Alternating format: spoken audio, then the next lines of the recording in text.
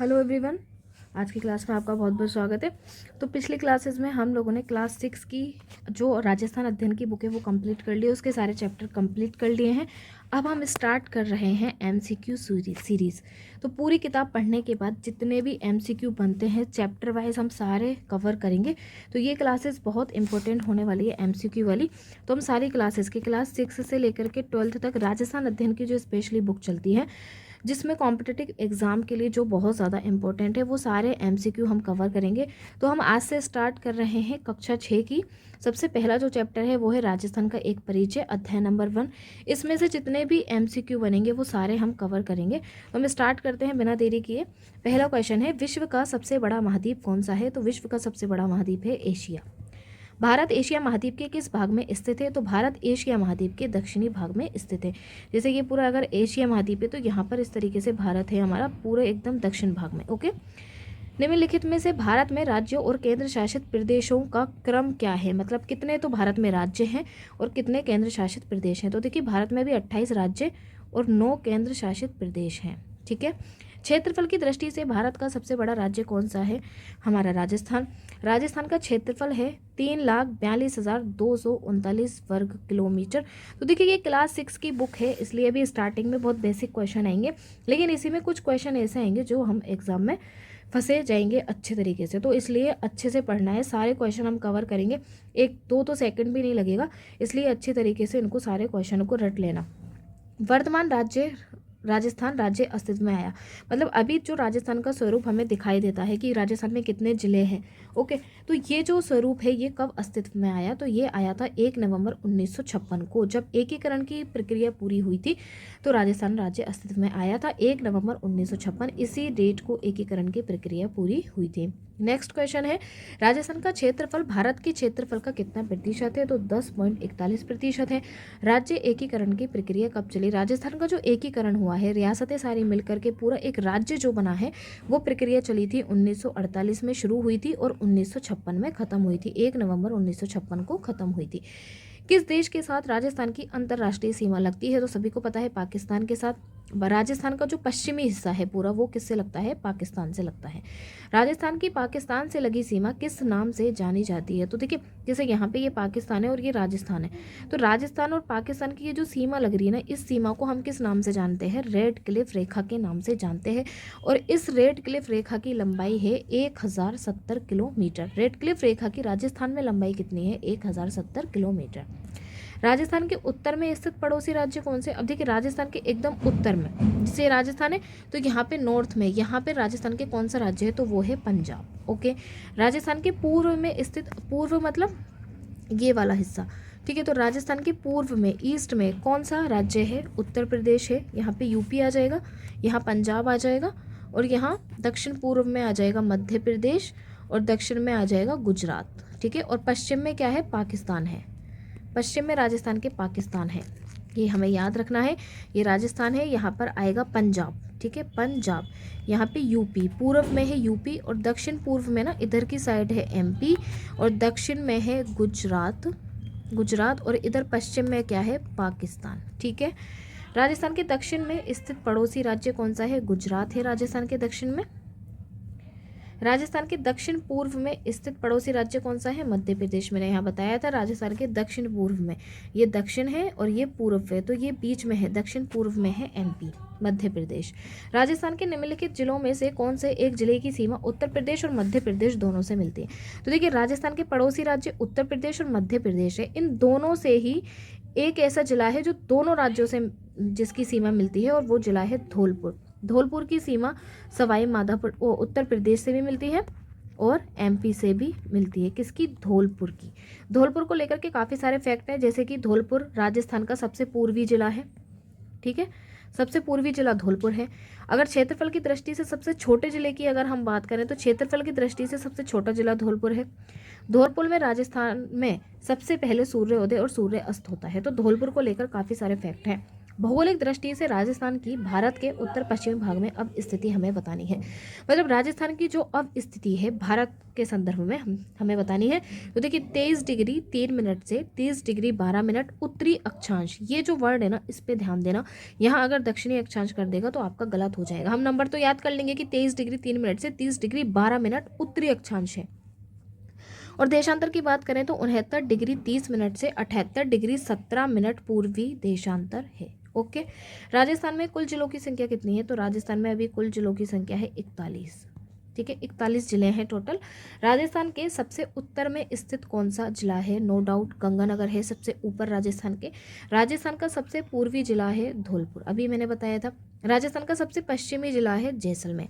ये राजस्थान है, राजस्थान के यहाँ पर पश्चिम में है जैसलमेर, यहाँ पर सबसे ऊपर कौन सा है? गंगानगर, और यहाँ पर सबसे पूर्व में है धौलपुर, और सबसे दक्षिण की अगर हम बात करें तो बांसवाड़ा। ओके। राजस्थान का सबसे दक्षिणी जिला कौन सा है? दक्षिणी जिला है बांसवाड़ा। राजस्थान की अंतर्राष्ट्रीय सीमा से जुड़े हुए जिले कौन कौन से हैं? तो देखिए सबसे पहले आएगा गंगानगर, ऊपर सबसे उत्तर में गंगानगर जुड़ता है, बीकानेर जुड़ता है, बाड़मेर जुड़ता है, जैसलमेर जुड़ता है। देखिए अंतर्राष्ट्रीय सीमा जो है इसका मतलब ये है पाकिस्तान, क्योंकि राजस्थान की जो अंतर्राष्ट्रीय सीमा है वो पाकिस्तान से लगती है। तो श्री गंगानगर, बीकानेर, बाड़मेर और जैसलमेर। इसके अलावा एक जो नया जिला अभी बना है फलोदी, तो ये एक नया फैक्ट हो गया। ठीक है, कि अभी ऐसे आ जाएगा कि भाई कौन सा नया जिला है जिसकी सीमा अंतर्राष्ट्रीय सीमा से जुड़ती है, तो वो कौन सा जिला है? फलोदी की जुड़ती है। बाकी गंगानगर की, बीकानेर की, बाड़मेर और जैसलमेर इनकी पहले से ही जुड़ती थी। राजस्थान का उत्तर से दक्षिण तक अधिकतम विस्तार कितना है? मतलब राजस्थान की जो ये वाली लंबाई है नॉर्थ से लेकर के साउथ तक की लंबाई कितनी है? 826 किलोमीटर। और राजस्थान की पश्चिम से लेकर के पूर्व तक की जो लंबाई है वो है 869 किलोमीटर। राजस्थान का पूर्व से पश्चिम तक विस्तार है 869। तो आपको दो नंबर याद रखने हैं, 826 और 869। 869 मतलब ये आड़ी लाइन, 826 मतलब खड़ी लाइन। ठीक है, अब एक नया क्वेश्चन इस तरीके से आने लगा है एग्जाम में कि पूर्व से पश्चिम और उत्तर से दक्षिण के विस्तार में कितना अंतर है। इसका मतलब क्या हुआ? 869 में से 826 को घटा दो, अंतर निकल के आ जाएगा, और वो अंतर आता है 43 किलोमीटर। ओके। राजस्थान की किस दिशा में स्थित जिले क्षेत्रफल के अनुसार बड़े हैं? मतलब राजस्थान के जो ये वाले जिले हैं ना पश्चिमी दिशा में, पश्चिम में राजस्थान के जितने भी जिले हैं जैसलमेर, बाड़मेर, बीकानेर, जोधपुर, ये सब क्षेत्रफल में काफ़ी बड़े हैं। तो पश्चिमी दिशा के जिले जो हैं वो बड़े हैं, पूर्वी दिशा में जो हैं वो क्षेत्रफल में छोटे हैं। राजस्थान का क्षेत्रफल के अनुसार सबसे बड़ा जिला कौन सा है? जैसलमेर है। क्षेत्रफल के अनुसार राजस्थान का सबसे छोटा जिला कौन सा है? तो धौलपुर है। राजस्थान में सबसे पहले सूर्य उदय और सूर्य अस्त किस जिले में होता है? धौलपुर में होता है। तो देखिए धौलपुर जो है वो सबसे ज़्यादा पूर्वी जिला है। धौलपुर क्षेत्रफल की दृष्टि से सबसे छोटा जिला है, और धौलपुर में सूर्य उदय और सूर्य अस्त सबसे पहले होता है, क्योंकि ये सबसे ज़्यादा पूर्वी जिला है। अब धौलपुर में सबसे पहले हो रहा है, तो सबसे लास्ट में कौन से में होगा? क्योंकि ये पूरब में यहाँ पर धौलपुर है और यहाँ पर जैसलमेर, तो जब सूरज चलता हुआ यहाँ जाएगा तो सबसे लास्ट में जैसलमेर के पास पहुँचेगा ना, तो सबसे बाद में कौन से जिले में होता है? जैसलमेर में। वर्तमान में भारत में कितने राज्य हैं? 28 राज्य हैं। राजस्थान में संभागों की संख्या कितनी है? 7 संभाग हैं। देखिए पहले 10 संभाग थे, लेकिन अभी 7 ही कर दिए, इसलिए कंफ्यूज नहीं होना। राजस्थान में 7 संभाग हैं, और अगर हम जिले की बात करें तो 41 जिले हैं। मतलब जो 7 संभाग थे उन्हीं में नए बने हुए जिलों को एडजस्ट किया है। जयपुर, दौसा, अलवर, सीकर, झुंझुनू ये किस संभाग में आते हैं? तो ये आते हैं जयपुर संभाग में। अब देखिए यहाँ पे हमें एक जो चेंज है वो ऐड करना है, क्योंकि जयपुर, दौसा, अलवर, सीकर, झुंझुनू ये वो जिले हैं जो जयपुर संभाग में पहले से आते हैं। लेकिन अभी हम देखेंगे कि और कौन से ऐसे 2 जिले हैं जो अभी ऐड किए हैं। तो कोटपुतली, बहरोड, और दूसरा है खेरतल, तिजारा। तो आपको याद रखना है कि ये जो नए जिले हैं कोटपुतली, बहरोड और खेरतल, तिजारा, ये कौन से संभाग में ऐड किए गए हैं? जयपुर संभाग में। जोधपुर, पाली, जालोर, सिरोही, बाड़मेर और जैसलमेर ये किस संभाग में आते हैं? तो ये आएंगे जोधपुर संभाग में। अब हमें देखना है कि जोधपुर संभाग में कौन से 2 नए जिले ऐड किए हैं। तो ये सब तो है ही पहले से, जोधपुर, पाली, जालोर, सिरोही, बाड़मेर। इसके अलावा एक बालोतरा और एक आ जाएगा फलोदी। ये 2 नए जिले कौन से संभाग में ऐड किए हैं? जोधपुर संभाग में। नवीनतम भरतपुर संभाग में कुल कितने जिले हैं? अभी जो नवीनतम भरतपुर संभाग, देखिए नवीनतम जो भरतपुर संभाग है उसमें है टोटल 5 जिले, इसमें ना 4 ये पहले का है, अभी 5 जिले कर दिए गए हैं, क्योंकि पहले थे भरतपुर, धौलपुर, करौली और सवाई माधोपुर। भरतपुर, धौलपुर, करौली और सवाई माधोपुर ये पहले से थे, लेकिन अभी डीग एक जो नया जिला बना है डीग, इसको भी भरतपुर संभाग में सम्मिलित किया गया है, तो 5 जिले आ गए हैं। नेक्स्ट क्वेश्चन, राजस्थान का 33वां जिला प्रतापगढ़ जो 2008 में बना था वो किस संभाग में स्थित है? तो वह है उदयपुर संभाग में। प्रतापगढ़ जो है वो उदयपुर संभाग में आ जाएगा। राजस्थान के किस संभाग में सबसे अधिक जिले हैं? तो देखिए ऐसा कौन सा संभाग है जिसमें सबसे ज़्यादा जिले हैं? तो वो है उदयपुर, नहीं जोधपुर, क्योंकि उदयपुर संभाग में तो आते हैं 7 जिले, जबकि जोधपुर संभाग में अभी नए जो जिले बने हैं उन सबको मिलाकर के 8 जिले आते हैं। तो राजस्थान के सबसे ज़्यादा जो जिले हैं वो कौन से संभाग में आते हैं? जोधपुर संभाग में, और दूसरे नंबर पर आते हैं उदयपुर में। ठीक है, क्षेत्रफल की दृष्टि से राजस्थान का सबसे बड़ा संभाग कौन सा है? तो क्षेत्रफल की दृष्टि से भी जोधपुर संभाग ही सबसे बड़ा है। क्षेत्रफल की दृष्टि से राजस्थान का सबसे छोटा संभाग कौन सा है? भरतपुर संभाग है। जनसंख्या की दृष्टि से देखिए ये वाले जो फैक्ट है ना क्षेत्रफल की दृष्टि से, ये सब चेंज नहीं होंगे, क्योंकि संभाग तो साथ ही है ना, पहले वाले संभाग ही है सारे, बस नए जिले उनमें ऐड किए हैं, तो हमें वो याद रखना है कि कौन से जिले ऐड कर दिया है। जनसंख्या की दृष्टि से राजस्थान का सबसे बड़ा संभाग, तो जनसंख्या कौन से संभाग की सबसे ज़्यादा है? जयपुर संभाग की। जनसंख्या की दृष्टि से राजस्थान का सबसे छोटा संभाग कौन सा है? कि सबसे कम जनसंख्या कौन से संभाग की है? तो वो है कोटा संभाग की। राज्य का नवीनतम संभाग कौन सा है? तो सबसे नवीनतम संभाग भरतपुर संभाग ही है। राजस्थान के पड़ोसी राज्यों की संख्या कितनी है? राजस्थान के पड़ोसी राज्य हैं 5। ठीक है, उत्तर प्रदेश, मध्य प्रदेश, गुजरात, हरियाणा और पंजाब, ये 5 राजस्थान के पड़ोसी राज्य हैं। पंजाब के साथ सीमा बनाने वाले राजस्थान के कौन से जिले हैं? अब देखिए पंजाब के साथ कौन कौन से जिले इसमें से बनाए जाते हैं? तो सबसे पहले श्रीगंगानगर और हनुमानगढ़, क्योंकि ये राजस्थान है और राजस्थान के उत्तर में आता है पंजाब। अब उत्तर में यहाँ सीमा लगेगी ना, और यहाँ पर श्रीगंगानगर और हनुमानगढ़ ये 2 जिले हैं, तो इन 2 जिलों की सीमा लगती है पंजाब के साथ। अलवर, जयपुर, भरतपुर, हनुमानगढ़, सीकर, झुंझुनू जिले किस राज्य के साथ अपनी सीमा बनाते हैं? तो हरियाणा के साथ ये अपनी सीमा बनाते हैं। उत्तर प्रदेश के साथ सीमा बनाने वाले राज्य कौन से हैं? तो भरतपुर और धौलपुर, ये दोनों उत्तर प्रदेश के साथ सीमा बनाते हैं। देखिए धौलपुर जो है वो उत्तर प्रदेश के साथ और मध्य प्रदेश दोनों के साथ बनाता है। राजस्थान की स्थलीय सीमा की कुल लंबाई जो है वो है 5920 किलोमीटर। स्थलीय सीमा मतलब कितनी ज़मीन है राजस्थान में, कितने स्थल है। राजस्थान के साथ सबसे लंबी सीमा 1600 किलोमीटर बनाने वाला राज्य कौन सा है? तो मध्य प्रदेश। तो राजस्थान के साथ सबसे लंबी सीमा जो है वो कौन बनाता है? मध्य प्रदेश। राजस्थान के साथ सबसे छोटी सीमा 89 किलोमीटर बनाने वाला राज्य है पंजाब। तो देखिए राजस्थान के साथ सबसे छोटी सीमा कौन बनाता है? पंजाब, और वो सीमा है 89 किलोमीटर की। राजस्थान के साथ सबसे बड़ी सीमा कौन बनाता है? मध्य प्रदेश, और वो सीमा है 1600 किलोमीटर की। राजस्थान की पश्चिमी अंतर्राष्ट्रीय सीमा किस देश से मिलती है? तो पाकिस्तान से ही मिलती है। देखिए अगर देश का नाम आ जाए ना, तो देश के नाम पे आपको सिर्फ पाकिस्तान याद रखना है कि पाकिस्तान से मिलती है। भारत एवं राजस्थान को पाकिस्तान से अलग करने वाली रेखा रेड क्लिफ रेखा के नाम से जानी जाती है, ये आपको पता होना चाहिए। निम्नलिखित में से किस रेखा का निर्धारण आज़ादी के समय भारत पाकिस्तान के बंटवारे के तहत किया गया था? तो रेड क्लिफ रेखा का निर्धारण। असंगत कथन हमें देखना है। राजस्थान का क्षेत्रफल भारत के क्षेत्रफल का 10.41% है, बिल्कुल सही है। राजस्थान की उत्तर से दक्षिण तक की लंबाई, खड़ी लाइन मैंने बताई थी 826 किलोमीटर है, आड़ी लाइन 869 किलोमीटर है, तो ये है उत्तर से दक्षिण मतलब खड़ी लंबाई है 826, ये भी सही है। राजस्थान की स्थलीय सीमा की कुल लंबाई 4850 किलोमीटर नहीं है। रेड क्लिफ रेखा की राजस्थान में लंबाई 1070 किलोमीटर है, ये भी बिल्कुल सही है। ठीक है, यहाँ पे 5920 किलोमीटर आएगा। अब देखिए पहला चैप्टर जो है वो हमारा कंप्लीट होता है, बहुत बहुत बधाई हो।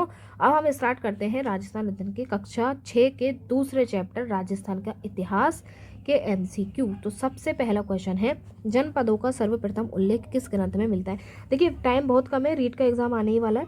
आज है 8 जनवरी, ओके, मतलब 10 दिन भी नहीं बचे हैं एग्जाम में, तो फटाफट से हम जितने जल्दी ज़्यादा MCQ हो सके फटाफट कर लेते हैं। जनपदों का सर्वप्रथम उल्लेख किस ग्रंथ में मिलता है? तो देखिए जो ऋग्वेद ये सबसे पुराना ग्रंथ है और इसी में ही जनपदों का उल्लेख मिलता है। प्राचीनतम ग्रंथ प्रथम वेद कौन सा माना जाता है? तो मैंने बताया अभी ऋग्वेद जो है ये सबसे पुराना ग्रंथ माना जाता है। आर्यों का प्रारंभिक जनतंत्र कौन सा था? तो देखिए अगर प्रारंभिक जनतंत्र की बात करें तो था मरु प्रदेश। मरु प्रदेश वर्तमान बीकानेर, नागौर, चूरू, गंगानगर, जैसलमेर एवं बाड़मेर का कुछ भाग जिसमें सम्मिलित था, वह कौन सा क्षेत्र था? तो ये जो मरु प्रदेश था ना, जो आर्यों का प्रारंभिक जनतंत्र था, इसमें कौन कौन से जिले आते हैं अभी वर्तमान के? बीकानेर, नागौर, चूरू, गंगानगर और जैसलमेर और बाड़मेर। ओके, नागौर, बीकानेर, जोधपुर का कुछ भाग जिसमें सम्मिलित था वह है जांगल प्रदेश। तो देखिए बीकानेर, जोधपुर का कुछ भाग है और नागौर, तो नागौर और बीकानेर जो है ना ये जांगल प्रदेश के नाम से जाने जाते थे। निम्नलिखित में से जांगल प्रदेश की राजधानी कौन सी थी? तो राजधानी थी अहिच्छत्रपुत्र। देखिए ये वाले जो क्वेश्चन है ना ये इतनी बार एग्जाम में आ चुके हैं, आप देख सकते हैं PYQ उठा करके, तो इसलिए ये बहुत ज़्यादा इंपॉर्टेंट हो जाते हैं। इनमें से किस जनपद का उल्लेख ऋग्वेद में मिलता है? कौन सा जनपद है? मत्स्य जनपद का उल्लेख जो है वो किस में मिलता है? ऋग्वेद में मिलता है। महाभारत काल में मत्स्य जनपद की राजधानी क्या थी? तो देखिए मत्स्य जनपद की राजधानी कौन सी थी? विराटनगर थी। विराटनगर महाभारत कालीन जनपद था। मत्स्य जनपद जो था यह महाभारत काल का जनपद था। अलवर एवं जयपुर के मध्य स्थित कौन सा जनपद था? तो मत्स्य जनपद जो था यही था। अब देखिए मत्स्य जनपद को लेकर कितने सारे फैक्ट हैं। महाभारत कालीन जनपद भी मत्स्य जनपद था। अलवर और जयपुर के मध्य का जो जनपद था वही मत्स्य जनपद कहलाता था। मत्स्य जनपद की राजधानी बिल्कुल नहीं भूलना है, विराटनगर थी। किस स्थान का वर्णन चीनी यात्री युआनचैंग या हेनसांग ने भी किया था? तो विराटनगर जो कि मत्स्य जनपद की राजधानी थी, इसका उल्लेख किया था युआनचांग ने। शूरसेन जनपद में शामिल कौन कौन से भूभाग थे? देखिए भरतपुर, धौलपुर और करौली, ये जो थे ये शूरसेन जनपद के भाग थे। निम्नलिखित में से शूरसेन जनपद की राजधानी कौन सी थी? तो राजधानी थी मथुरा। शूरसेन की राजधानी मथुरा थी। 4वीं शताब्दी ईस्वी के पूर्व के यूनानी लेखकों ने सिकंदर के समय किस जनपद का उल्लेख किया था? तो शूरसेन। तो देखिए शूरसेन जनपद का उल्लेख किया था सिकंदर के समय। बयाना प्रशस्ति में किस राजवंश का वर्णन मिलता है? शूरसेन का वर्णन किस में मिलता है? बयाना प्रशस्ति में। आप एक दो बार ये वीडियो देखोगे ना रट जाएंगे आपको MCQ, तो पहली बार देखोगे तो थोड़ा समझ में आएगा, दूसरी बार देखोगे तो रट जाएंगे, इसलिए इनको रट लो MCQ को। किस प्रशस्ति में शूरसेन नामक राजवंश का वर्णन मिलता है? बयाना प्रशस्ति में। वैसे बयाना शूरसेन, ठीक है, याद रखना।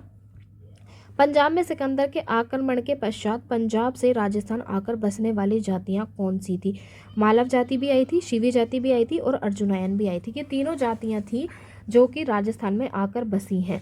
आधुनिक उदयपुर के पूर्व, पश्चिम तथा उत्तर का संभागीय प्रदेश किस जनपद के नाम से जाना जाता था? शिवी जनपद। ठीक है, उदयपुर जो है ना अभी का, वो पूरा उदयपुर नहीं है, उसका केवल पूर्वी भाग, पश्चिमी भाग और उत्तर, मतलब उसका दक्षिणी भाग नहीं, ये तीनों जो थे वे शिवी जनपद के नाम से जाने जाते थे। शिवी जनपद की राजधानी की अगर हम बात करें तो शिवी जनपद की राजधानी थी माध्यमिका। इतनी बार ये क्वेश्चन एग्जाम में आया है ना, इसलिए ये पूरा चैप्टर बहुत ज़्यादा इंपॉर्टेंट है। किस जनपद के अवशेष चित्तौड़गढ़ के पास नगरी नामक गांव से मिले हैं? ये क्वेश्चन भी बहुत बार आया है। शिवी जनपद के जो अवशेष हैं वो कहाँ से मिले हैं? नगरी नामक गांव से। शिवी जनपद को अन्य नामों से जाना जाता था, देखिए मेवाड़ के नाम से भी जाना जाता था, मेदपाट के नाम से भी जाना जाता था और परागवाट के नाम से भी जाना जाता था शिवी जनपद को। अब हमें सम्मिलित करना है। देखिए मत्स्य जनपद की जो राजधानी थी शिवी जनपद की जांगल शूरसेन की, ठीक है। तो हम देखिए मत्स्य की आपको पता होनी चाहिए, सबसे पहले नंबर पे आ जाएगा विराटनगर। मत्स्य की कौन सी थी? विराटनगर आ जाएगा, ये विराटनगर आ गया। ओके, शिवी जनपद की फिर हमने बताया था मध्यमिका आ जाएगी। शिवी जनपद की हमने अभी पढ़ा था, मध्यमिका आ जाएगी। जांगल प्रदेश की हम बात करते हैं, इस पर मथुरा आ जाएगा, और जांगल प्रदेश की बात करते हैं तो अहिच्छत्रपुत्र आ जाएगा, ठीक है। तो मत्स्य की क्या हो जाएगी? विराटनगर, शिवी जनपद की मध्यमिका, जांगल प्रदेश की अहिच्छत्रपुत्र और शूरसेन की मथुरा। तो ए में 4 आना चाहिए, ए में थर्ड आना चाहिए ना, विराटनगर। ये ए में थर्ड, फोर्थ, 1 और 2, ठीक है, ये हो जाएगा इसका आंसर। निम्नलिखित में से कौन सा युग्म सम्मिलित नहीं है? जांगल प्रदेश में आता है नागौर और बीकानेर, बिल्कुल सही है। मत्स्य जनपद में आता है अलवर और जयपुर, सही है। शिवी जनपद में आता है चित्तौड़गढ़, ठीक है। शूरसेन क्षेत्र जो है ये डूंगरपुर और बांसवाड़ा नहीं है, शूरसेन क्षेत्र में हमने करौली, धौलपुर पढ़ा था। शिवी जनपद में देखिए उदयपुर का भी भाग आता है, तो इसमें कंफ्यूज नहीं होना कि हमने उदयपुर का पढ़ा है, चित्तौड़गढ़ भी आता है और उदयपुर का भाग आता है। किस प्रांत के अर्जुनायन अपनी विजयों के लिए प्रसिद्ध थे? तो अपनी विजय के लिए थे भरतपुर और अलवर प्रांत के अर्जुनायन। निम्नलिखित में से किसने मालवों के साथ मिलकर के विदेशी क्षत्रपों को परास्त किया था? अर्जुनायनों ने मिलकर ही परास्त किया था। मालव देश के अंतर्गत कौन सा क्षेत्र आता है? देखिए मालव में कौन सा आता है? टोंक, प्रतापगढ़ और झालावाड़ वाला क्षेत्र आता है। मालवों की शक्ति का केंद्र क्या था? नगर। नगर एक जगह है जयपुर में, ये जो था मालवों की शक्ति का केंद्र था। नगर जो है वो वर्तमान में टोंक जिले में शामिल है, अभी नगर को टोंक जिले में शामिल कर दिया है। मालवों की दिग्विजय का उल्लेख जिस अभिलेख में मिलता है वो अभिलेख कौन सा है? यूप अभिलेख नादसा, जो कि भीलवाड़ा में है। ठीक है, तो यूप अभिलेख में मालवों की दिग्विजय का उल्लेख मिलता है। योधे राजस्थान के किस प्रदेश को कहा जाता था? तो योधे राजस्थान के गंगानगर क्षेत्र को, जो ऊपर वाला क्षेत्र है। योधे गणतंत्र का विस्तार था। तो देखिए हमें पता चला कि योधे राजस्थान के गंगानगर क्षेत्र को कहा जाता है। अब गंगानगर राजस्थान के उत्तरी भाग में स्थित है, तो यहाँ पे क्वेश्चन घुमा दिया कि योधे गणतंत्र का विस्तार कहाँ था? तो उत्तरी भाग में था। हमें पता होना चाहिए गंगानगर क्षेत्र। अब गंगानगर राजस्थान के उत्तरी भाग में, तो उत्तरी भाग में ही योधे गणतंत्र का विस्तार था। किन आक्रमणों ने योधे गणतंत्रीय जनपदों की व्यवस्था को समाप्त किया था? तो हूणों के आक्रमणों ने। जब हूणों ने आक्रमण कर दिया था तो राजस्थान में योधे गणतंत्रीय जनपद की जो व्यवस्था थी वो समाप्त हो गई थी। वृद्ध संहिता में किनके पतन का वर्णन मिलता है? वृद्ध संहिता में योद्धियों के पतन का वर्णन मिलता है। प्राचीन शिव जनपद वाला क्षेत्र कहलाया मेवाड़। ठीक है, प्राचीन शिवी जनपद कौन सा था? हमने पढ़ा था उदयपुर, मेवाड़। ठीक है, उदयपुर, चित्तौड़गढ़, प्रतापगढ़, राजसमंद एवं भीलवाड़ा ये किस राज्य के क्षेत्र रहे थे? तो ये कौन से राज्य के? मेवाड़ क्षेत्र के। 7वीं सदी से आधुनिक राजस्थान के निर्माण तक मेवाड़ पर किस वंश का शासन रहा था? मेवाड़ पर गोहिल और सिसोदिया वंश का शासन रहा था। निम्नलिखित में से मेवाड़ की राजधानी रही थी? तो मेवाड़ की राजधानी थी नागदा भी थी, आहड़ भी थी, चांवड़ भी थी, चित्तौड़गढ़, कल्याणपुर, कुंभलगढ़, उदयपुर। तो ये सभी किसी न किसी टाइम पे मेवाड़ की राजधानी रह चुकी है। मेवाड़ क्षेत्र की बोली कौन सी है? मेवाड़ी है। डूंगरपुर बांसवाड़ा क्षेत्र का प्राचीन नाम क्या था? वागड़। ठीक है, तो ये जो है ना वागड़, तो वा से तो याद रखना बांसवाड़ा, डे से याद रखना डूंगरपुर, तो वागड़ क्षेत्र हो जाएगा बांसवाड़ा और डूंगरपुर।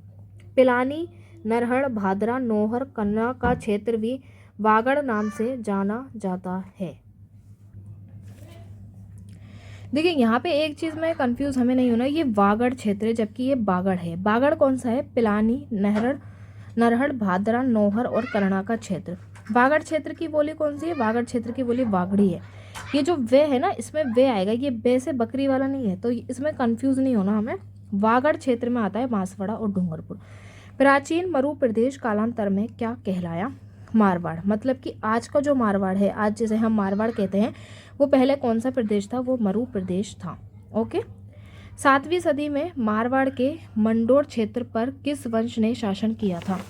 देखिए मारवाड़ का एक क्षेत्र था मंडोर, जिसे हम जोधपुर कहते हैं आज का, उस क्षेत्र पर किसने शासन किया था? तो गुर्जर प्रतिहार वंश ने शासन किया था। कालांतर में मारवाड़ पर किस वंश ने शासन किया था? कालांतर में किसने किया था? राठौड़ वंश ने। हाड़ौती राजस्थान का कौन सा क्षेत्र कहलाता है? तो हाड़ौती में आता है कोटा, बूंदी, तो कोटा और बूंदी दोनों ही आ जाएंगे। प्राचीन काल में हाड़ौती भूभाग पर किस जनजाति का आधिपत्य था? मीणा जनजाति का आधिपत्य था।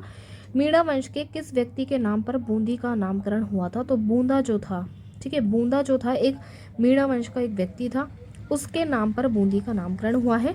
कालांतर में किस वंश की हाड़ा शाखा ने हाड़ौती क्षेत्र पर अधिकार कर लिया था? चौहान वंश की हाड़ा शाखा ने, इसलिए उस क्षेत्र को हाड़ौती कहा। जयपुर एवं उसके आसपास का क्षेत्र किस नाम से जाना जाता है? तो ये ढूंढाड़ के नाम से जाना जाता है। 12वीं सदी में किस राजवंश ने मीणाओं एवं बड़ गुर्जरों को परास्त कर ढूंढाड़ क्षेत्र पर अपना अधिकार कर लिया था? कछवाहा वंश ने। अलवर भरतपुर का क्षेत्र क्या कहलाता है? मेवात कहलाता है। मेव जाति की अधिकता के कारण इस क्षेत्र का नाम मेवात पड़ा, अलवर और भरतपुर का। मेवातियों का प्रसिद्ध नायक था एक, जो खानवा के युद्ध में राणा सांगा की ओर से बाबर के विरुद्ध लड़ता हुआ मारा गया, वो था हसन खान मेवाती। जयपुर एवं उसके आसपास के क्षेत्र की भाषा क्या कहलाती है? ढूंढाड़ी कहलाती है, क्योंकि क्षेत्र क्या कहलाता है? ढूंढाड़ कहलाता है। सीकर, चूरू, झुंझुनू का क्षेत्र क्या कहलाता है? शेखा वाटी कहलाता है। ब्यावर, अजमेर का क्षेत्र जिस नाम से जाना जाता है वह क्या कहलाता है? मेरवाड़ा। ठीक है, देखिए मेरवाड़ा, मारवाड़ अलग है, अजमेर, मेर से याद रखना मेरवाड़ा, इसका अजमेर का जो मेर है ना, तो अजमेर किस में आएगा, मेरवाड़ा में आएगा। किस क्षेत्र को मांड या वल्ल कहा जाता है, जैसलमेर को मांड या वल्ल कहा जाता है।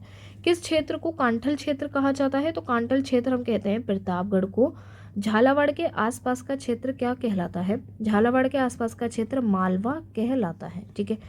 जोधपुर का वह भाग जो गुर्जत्रा कहलाता है, जोधपुर का कौन सा भाग, दक्षिणी भाग जो है वो क्या कहलाता है, गुर्जत्रा। माही नदी के क्षेत्र को किस नाम से जाना जाता था, माही नदी के क्षेत्र को कांठल के नाम से जाना जाता था। भटनेर का वर्तमान नाम क्या है, भटनेर का वर्तमान नाम है बीकानेर। निम्नलिखित में से सही सम्मिलित नहीं है। देखिए जांगल प्रदेश में आएगा बीकानेर और नागौर, बिल्कुल सही है।